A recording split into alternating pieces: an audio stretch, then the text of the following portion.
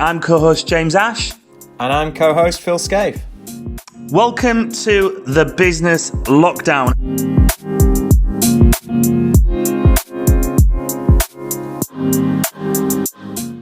It's a pleasure to welcome on the Business Lockdown none other than Martin Lauer. Martin and I have known each other for a few years now through FEO, for Entrepreneurs Only, of which Martin is a key partner and director. We've had Jan Brumby on the Business Lockdown on a previous episode, so you guys who have seen that will have a firm understanding of FEO, for Entrepreneurs Only. Martin has a business called The 1 Point, a very successful business, which we're going to delve into. Also director of Sirius, and he is our very first co-director of a football club, North Ferriby F.C. Being a football fan myself, there's no doubt we'll also discover the trials and tribulations, the ups and downs of running a football club. So welcome on today's episode, Martin. Thank you for joining us. Hey, you're welcome, James. Good to see you. Yeah, likewise, as always. So what is going on with you? You've got a lot of plates spinning at the best of times, and many would say these aren't the best of times right now. Can you give us insight into how business has changed for you across the various businesses that you have a handle on? Yeah, absolutely, James. Interesting enough, we're just about to celebrate our 15th birthday as a limited company of The 1 Point. That's happening in 8 days' time. So it's been an interesting 15 years. We have been trading 17, but as a limited company, 15. So we've seen the launch of tech really going back 15 years when 3G was a brand new thing on the block, all the way through to the managed IT stuff that we do. I've gone through the ups and downs of running a business, gone through the recession, come out the other side, and now we're dealing with COVID, which is challenging.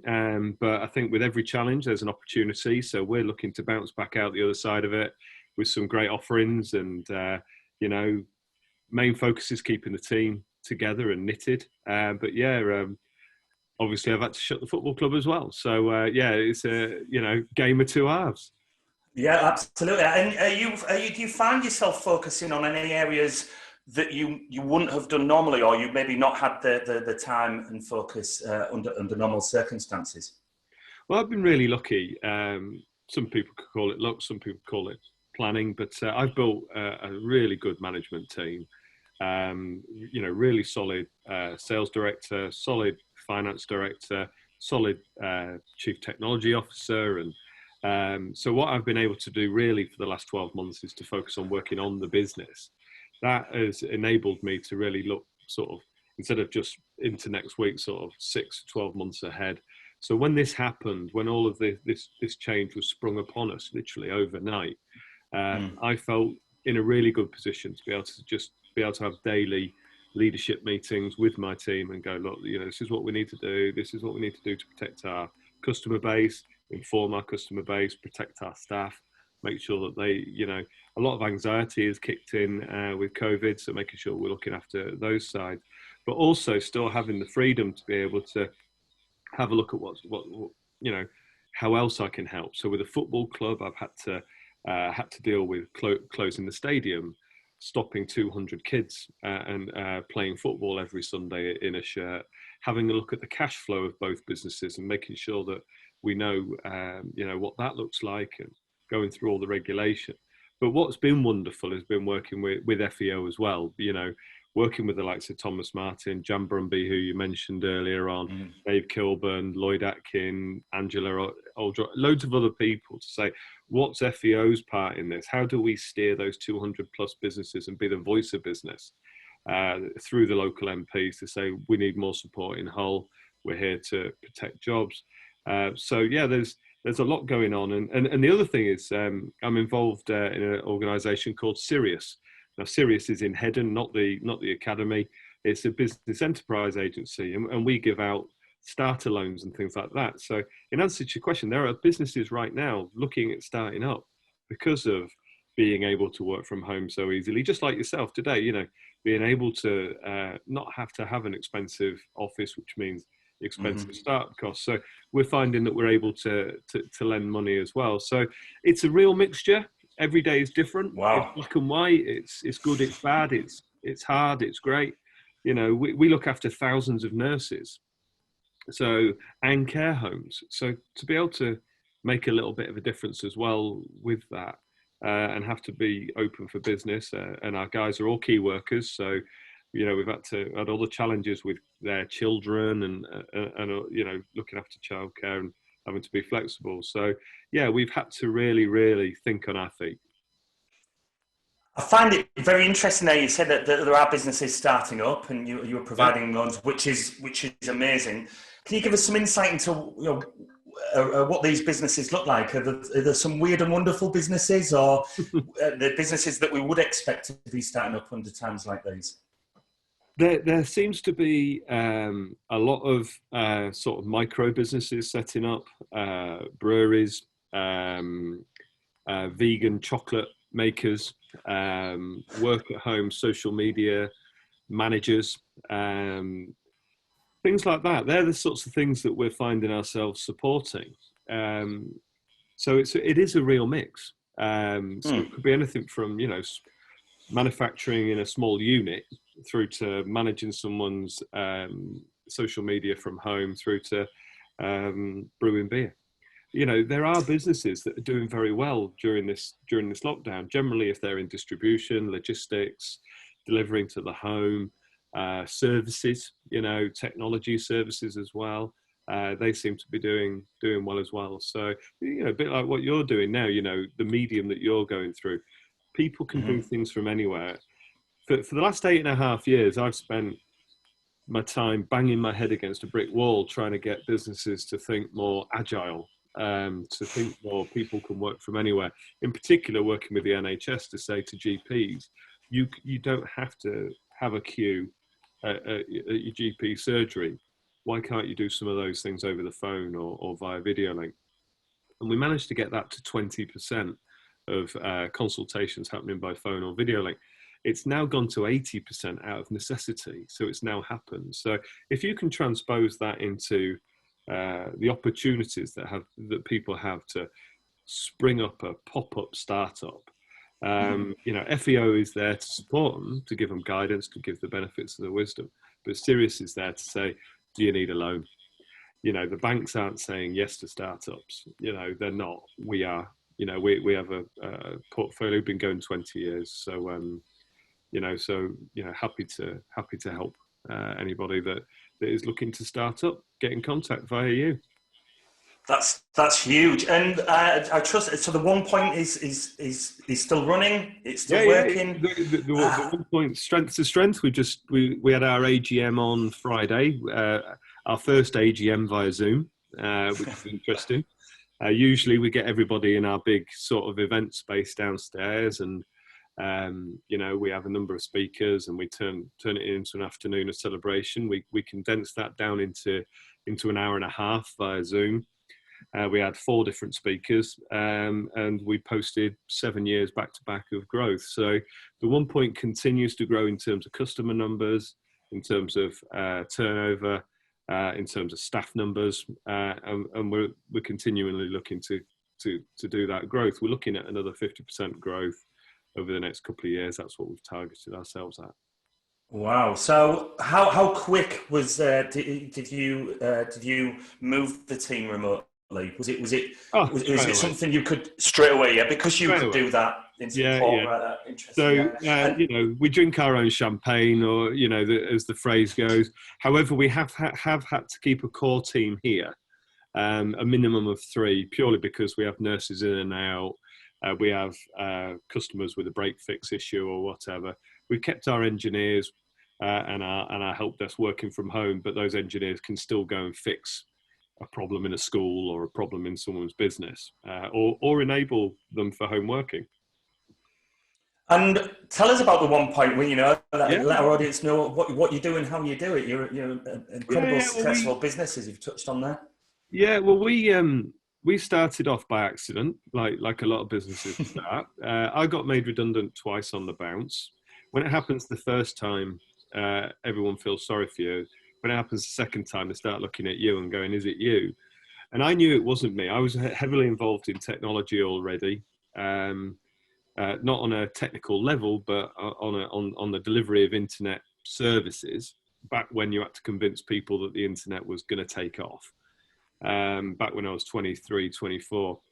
And a pal of mine said, you know, could you help me launch a new network, a new mobile phone network? And that network was called 3, which everyone takes for granted nowadays. But 3 launched on the 3rd day of the 3rd month of 2003, the 3rd of the 3rd of the 3rd, for the 3G network called 3. And he said to me, Martin, could you help me go and acquire what they call mobile phone dealers? Mobile phone dealers were selling Vodafone, they were selling O2 or BT Cellnet as it was called at the time, and 1-to-1, which became Orange, which then became EE. So I was tasked with that, and I said to him, I said, and I'm still in good contact with Bernie now, and I said to him, well, could I sign myself up? You know, this sounds interesting, it sounds quite profitable, and it was at the time. And I did, and I started selling a few mobile phones. That was between sort of 2003 and 2005, which is why I would say we're 17 years old, because I was selling what I call blowers, mobile phones, for 2 years. And we started to do well at it. So I set up the business called as the Mobile Point is what we were originally called. We're still the same limited company today as we were back then. And we started selling mobiles to consumers and to businesses. And then those businesses said to me, do you do telephone systems? And it was like, yeah, of course we can. Typical entrepreneur, wasn't sure how to do it, but I said yes anyway. And we set up a sub-brand called the Telephone Point, which I thought was quite cool. And then people said, do you do IT as well? You know, we could do with a BES server from a BlackBerry setting up. I said, oh yeah, we can do that. You know, then took on an IT person, called that the Tech Point. And then somebody says, oh, Hull FC actually it was. They said, could you do website? I said, yeah, we can do your website. That's not a problem. And I set up the Media Point. Then one day, a guy called David Bushnell, you might know David. David now runs Hull Live. Hull What's On. David Bushnell, really good guy. He rechristened the Mobile Point as the One Point. And we've been running with that brand now, I think, for about 6 years of the 15.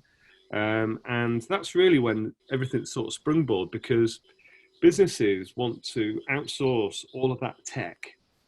And traditionally they were outsourcing that to like 5, 6, 7 different suppliers, which A is a security issue, B is a headache, and C, you had that issue where people go, it's not me, you need to speak to them. It's not me, you need to speak to them. And we said, one of my customers said, do you know why I give you everything? And I said, why? He said, because it's one bloody bud to kick when things go wrong. And I was like, oh, hopefully that wasn't the only reason. And he said, no, he said, if things go wrong, he said, we can just literally ring one number and we know that you'll sort it. Hence the One Point, hence the single point of contact. And now we manage, at last count, 650-ish businesses. We run all their tech, whether it be their mobiles, their telephones, their call centers, their servers, their IT infrastructures, their users, their CRM systems, their Sage, whatever it may be. They can come to one company and we deliver it all. And as a result, we've been able to just keep that growth going in terms of customer numbers and in terms of turnover and staff numbers in order to be able to support it. And along the way, we've got involved. We're heavily involved with FEO as key partner, 2nd year running. I became a director this year. Marketing Humber, previously known as Bondholders. We sponsor Hull City. We sponsor, sports clubs. I'm big into supporting sport and apprenticeships and all of those good things really. And I know that you're just as passionate. We've worked in the schools together on FEO, so I think if we can just light a spark in the minds of those kids when we go into those schools, you only need a wind and it turns into a blaze, doesn't it? So. Indeed. I know that I think the first evening that you were officially announced as a key partner with FEO, I was on stage. I think I took Paul Sewell was unable to. That was right, yeah. To deliver his talk that night, so I got the call to replace Paul Sewell. So there's certainly some big shoes to fill there. Yeah, and I was marketing director with a foster care agency at the time, and I created a mascot, a frog, Foz the Frog. So your first, your grand launch of being key partner was me on a stage dressed as a frog with your pram. So it's a nice link there. But great.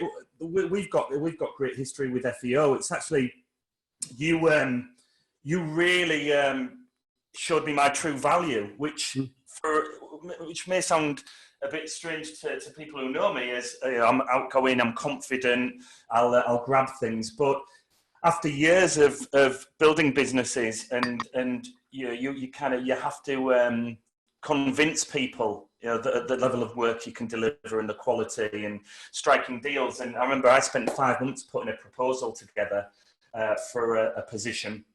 And I brought it to you, and I laid it out. You were looking at it and very impressed, which was great to see. And you said, "Well, what's it worth? What you're proposing?" And that was like, that's the one thing I was struggling with.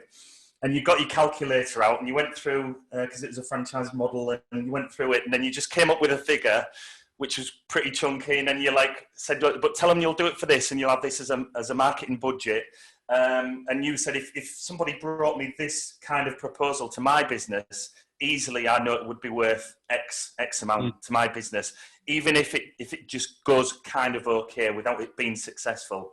So and I was like, right, okay. And you were like, and then said, "But don't leave here and then drop that figure down, because that'll be the temptation. Don't do that." And I remember at the time I was asked by someone close to me on what that value was, and I made a point of keeping it to myself, because what I didn't want to do is to have anybody, their expectations differ, and I wanted to keep that. And yeah, of course, I proposed that to the business, and everything went really well as a result of that. So, I've got to thank you for that. That was a really I remember that incredible moment. That was in the Hallmark Hotel at Ferriby.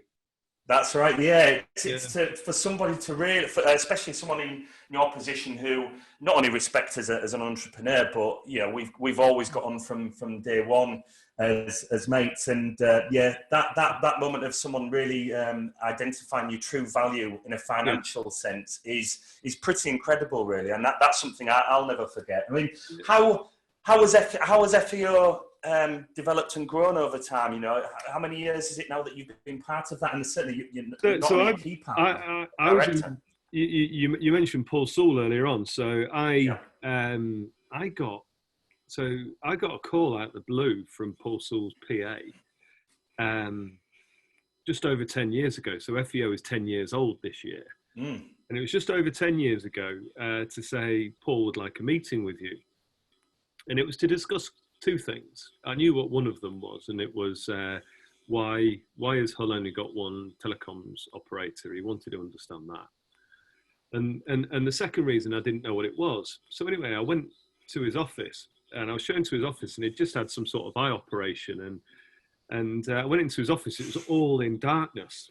He'd got his blinds shut and everything, and I sat down at his meeting table with him in the dark, and always, I still massively respect Paul, and I see him as a mentor, and I was a little bit sort of wrong-footed, I'm in the dark with somebody who I can't believe I'm having a meeting with, and what's this about, really? And he said to me, Marty, we talked about the telecoms bit, and I explained that to him, and he said, Marty, we're looking at setting up an entrepreneurs only led organisation that looks after itself. And he gave me a couple of parameters. He said, "If I ask you to be able to do this, could you make that decision now?" And I said, "Yes." I won't say what he said, but He then said, "Could you also do that? And if it all goes wrong, is it all on your shoulders?" And I said, "Yeah." He said, "Come with me. We're going to have a meeting at the Deep, and we'll see if we can get this off the ground." And I was one of, I think, about 15 people that was invited to this inaugural sort of meeting as to whether FEO could be something that got set up. In fact, I bought the domain name for Entrepreneurs Only after that meeting. And fast forward sort of 9.5 years later, I get asked to join the board. Very proud, with the likes of Andrew Horncastle, Jonathan Elvidge. I've always respected Jonathan and his gadget shop days, and I'm a gadget guy. I really, really like him. Thomas Martin, who can't respect him, but then the team that they've built there. Obviously, Dave Kilburn's there as well. David Hall is a mentor of mine. I mentioned Paul Sewell earlier on, but then the likes of Lloyd and Angela as well, that bring in something different. The voices of manufacturing, the voice of small business and things like that. So that really, really works. But we became a major partner last year before any thought of becoming a director was even mentioned. And then back end I got asked, and then this year we renewed anyway because we would do, because what's better than helping businesses start, adapt and grow? You know, it really is just the best organisation to be part of. It's a bloody lonely place running a business, you know that. And a lot of people don't know their value. And sometimes you are so lonely that you just want to be able to, you know, chew the fat with somebody who's got that scar, or has got a strategy for dealing with, or has got a better idea than you. And my mind's like a parachute. It's always open. If someone's got a better idea, I'll steal it. I'll plagiarize it and say it twice and call it my own. But dead proud to be involved with FEO. Great organisation. I think there's about 200 businesses in there, representing £3 billion worth of turnover and 25,000 staff. That's a really powerful voice, and I take it very, very seriously. Yeah, it's a great. I certainly echo what you say there. It's a phenomenal organisation, and it's that good. There's been a number of times where I think it was Ignition. So Ignition is a 7-week course, a Wednesday evening, which was part of Jonathan Eldridge and I would host week 2. It was a great course, and the number of people who came to that course who weren't members of FEO, they were either setting up in business or had been set up less than a year, and the amount of people that were waiting for the snag, you know, with FEO that was to be sold at, to be sold at, and a lot of people would be like, so what's the catch then with this organisation? People have experiences, yes, of going to organisations and it's the hard sell and you've got to bring in X amount of business and that's the drive and it's all financially driven. Whereas if people just couldn't get a real grasp of the fact that it is purely, you know, it's not only, you not only volunteer your time as a member, but you pay to be a member. That's the crazy thing. Jan always says that. She always says you pay to be a member and then you give your time for free. You know, what I am really chuffed at with FEO is obviously everything with COVID. It's thrown, you know, UK PLC into disarray, and we were very quick to say, you know, what's the message going to be from FEO? So we've canned all fees for 6 months. We're carrying on at no charge. We're just going to be there for those businesses. I'm mentoring a couple. I know that there's a vast amount of mentoring that's happening throughout the group. But you are right. You know, you're almost looking for a catch, but there isn't one. But I think people that get involved, and I think that's the trick. If people rock up and say, here's my 250 quid, my 500 quid, or whatever it is to become an FEO member and expect to get business out of it, you've got it wrong. You have to turn up. You have to get involved. You have to give something of yourself. Invariably, business comes out of it. You know, everybody to a T will tell you that, because you can't hang out with other entrepreneurs and not end up being signposted into an organisation that you want to do business with, or being taught a tip that's going to save you some money on something. You know, so inevitably you're going to end up becoming more profitable if you throw yourself into it. But I think there's been a few people over the years that have said that you know, they can't understand what is the hook, and the hook is learning, engaging, getting involved, giving something of yourself. And I always think that, you know, you allude to these organisations that, you know, overtly try and pass leads and things. Well, you're talking about organisations like the BNI. This is not the BNI where you're measured on this, that and the other. It's just about turning up and developing your business through the mechanism that is FEO. And at the back end, something magic comes out of it, doesn't it? That's how we met. Yeah, I fully agree. And there has been two people that I've sat down with, and I'm not going to mention any names. I did, when it was Jan's episode, I said the same. And with the approach that you give, you give hand over some money to be a member, and you also donate a lot. Yeah, you do give it. I mean, the thing is, you do give it a lot of time. Yeah, I certainly, and I was proud. It was a pleasure in doing so. But there's been two people over time that I've sat down with who I've been like, "Oh, I see you're not a member anymore," and they're just like, "No, well, in all honesty, the only reason I signed up was to generate more business, and I didn't generate any more business. So there's no point in being a member anymore.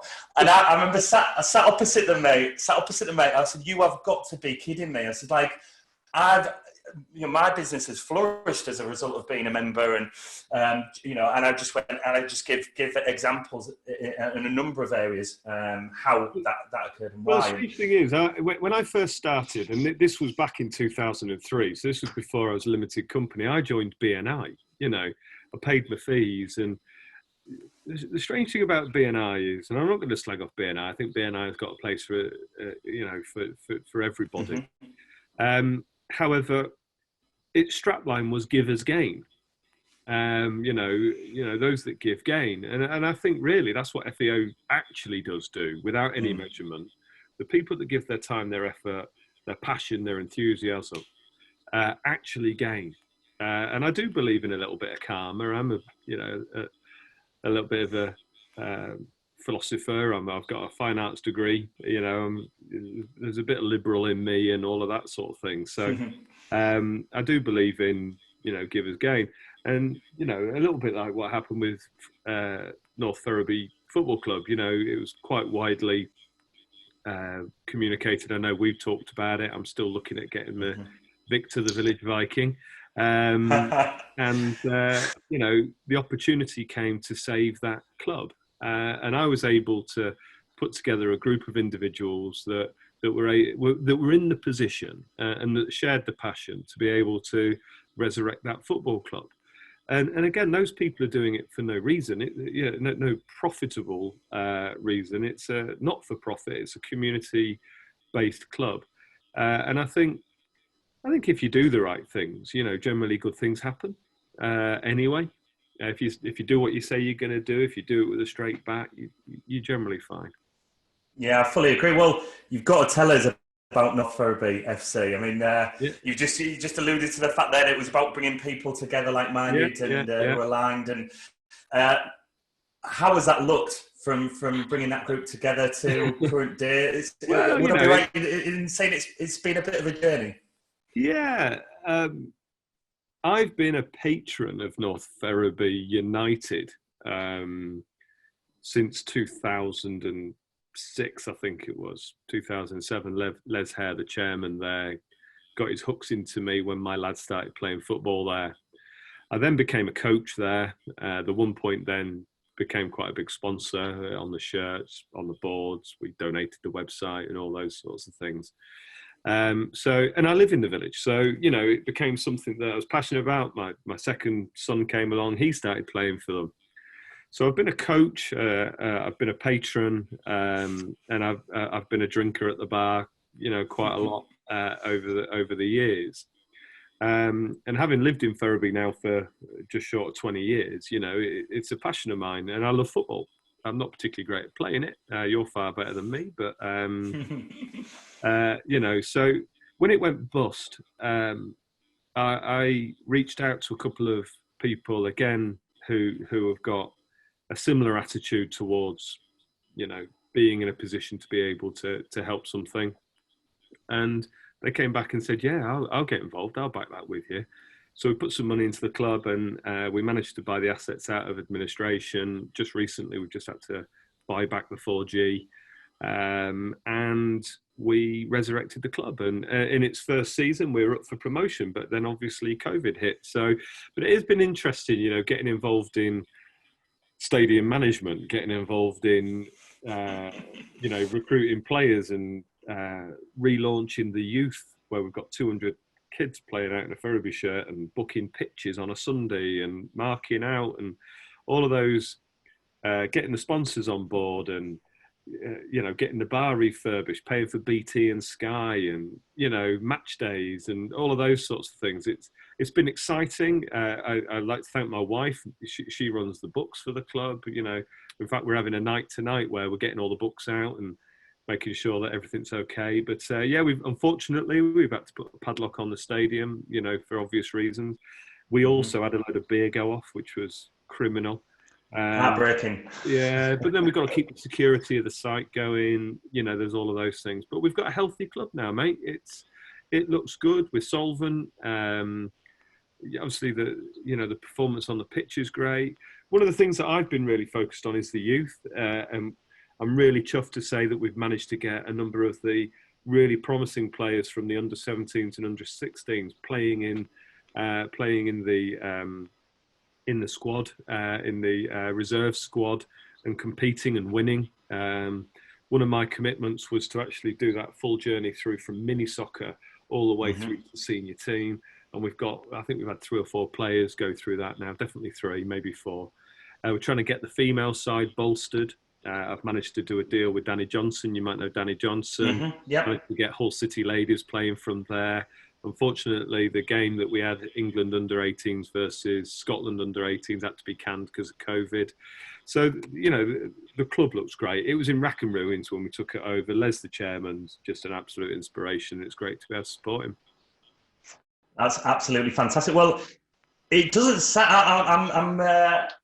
I'll be right in thinking you must be able to get some downtime. It sounds like impossible almost with the amount of plates you've got spinning. But I know you're a family man. How was your homeschooling? And if so, how was that looking? How's that transition been? So I become Mr. Lauer this afternoon, school teacher Mr. Lauer, and we're doing art, and we're going to do a bit of cooking and a bit of sport.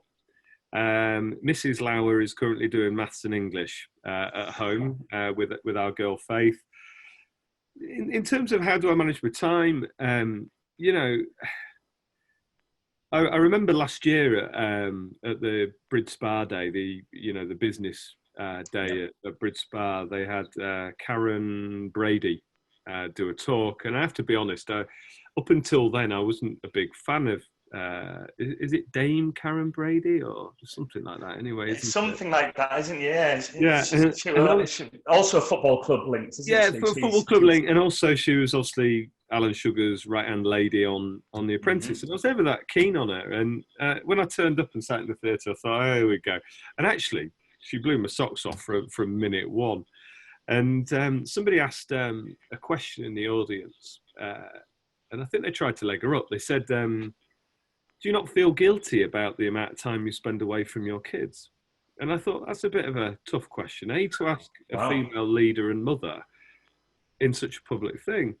And she said, well, actually, she said, my kids are learning what it is and what it looks like to go out and build something long lasting and worthwhile. And they know that the lifestyle that they've got and everything. So my kids, I'm lucky, I don't have to work away. I've got friends that spend 2 weeks away on an oil rig, or 3 nights away in Eastern Germany because they're doing a software project, or over in the States to roll out, a project or whatever. I get to see my kids every day. I get to take them to school every day. I get to pick them up when I want. I've got the freedom of that. But they get to see the graft. They get to see what I do, what my wife does within the business. So when the kids go to bed, obviously my 15-year-old and 12-year-old, they kind of don't go to bed. But once Faith's in bed, they see us turn on the laptops and start again. They know that because they get a bit of flexibility at the start and the end of the day, that it has to be delivered at the end. So I think we're actually showing them what the modern workplace looks like, but also what it takes to be successful, for want of a better word, or to be able to run a business successfully, for want of a better word. It doesn't come without hard work and graft. And I think how Karen said it on that day was right. How do you juggle? Well, actually, you do just juggle.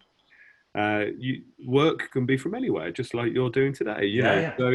And I think we need a more agile, as long as productivity is good. And that's one of the things that we're focusing on with FEO going forward, is that conversation around productivity. Because if we can get that right in this region, we can solve a lot of our own problems that exist on our own doorsteps.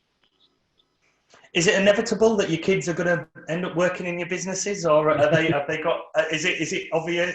Is that obvious, or is it opposite that they're on a very different path?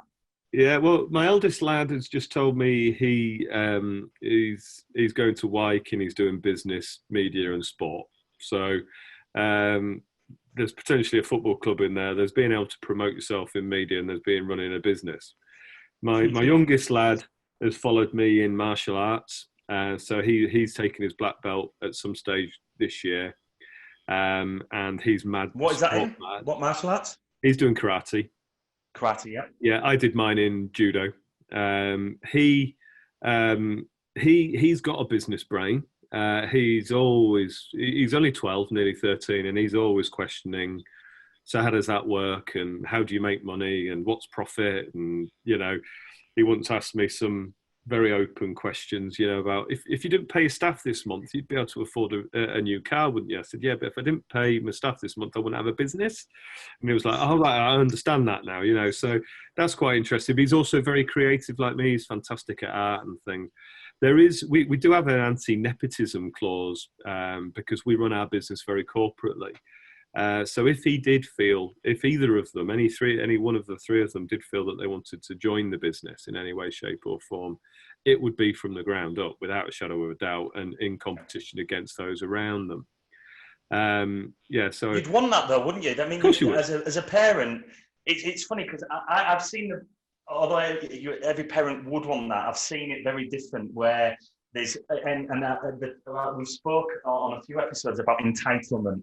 And I think it's such a poisonous mentality, this entitlement. And arguably the millennials have a bad rep, and there's a lot, instant results. They click a button and they get an instant result, and they expect that in a number of areas of life. But yeah, I think surely as a parent you'd want them to be grafting, and they have to fight for it and challenge and be getting up way too early, be working far too many hours. You'd want to throw all that at them, wouldn't you? Yeah, I'm very much warts and all with them. Like Will, for example, my eldest. I've had him coaching for the last 2 years down at the football club, just so he knows what it means to have to turn up every week, to have a plan, to be reliable. First on with the coach, first on the pitch, last one off. That's this is it. That has to be it. And when I was going through my martial arts, my mum always tells me, there was 2 or 3 occasions where I wanted a jacket, and she made me carry on. And there's been once or twice when George has gone, oh, I don't want to go today, and I said, no, it's up, you're out. You've got to be there for 9 o'clock. You've got to do your gym first, then you've got to get in there. And he's always grateful when he gets there. I've had him mowing the lawn, whilst they've been off school, and they get a tenner a week pocket money, and that that's what they get to spend. And if they do anything over and above, they might get a treat or whatever, and they might want the latest iPhone, but they have to wait, and they have to save up till Christmas and all. They have to put something in themselves. I think if you get the values right, it's absolutely fine. But no, I'm dead proud of them. Who knows, one day they might end up working for the business, and if they do, that'll be great as well. Hopefully, I'd like to think they'll start their own. Well, I mean, they've got a great mentor. I mean, I do consider you've been a great mentor to me over the years, Martin, and you've clearly got a passion to support and help, and there's no surprise that carries through every one of your businesses that you're a part of.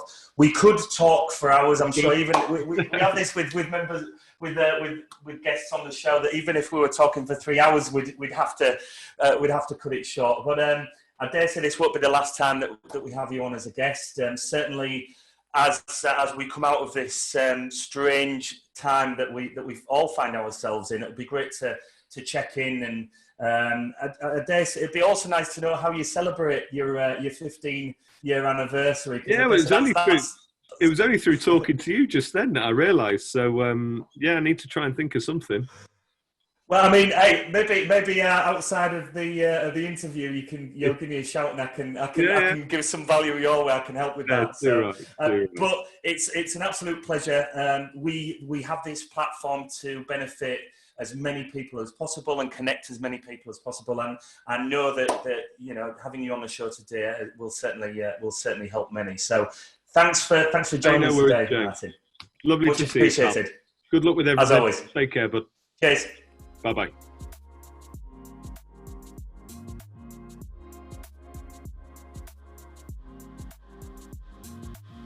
Thank you so much for joining us on the Business Lockdown. please comment, like, share and subscribe to help build our global community. We look forward to seeing you all soon.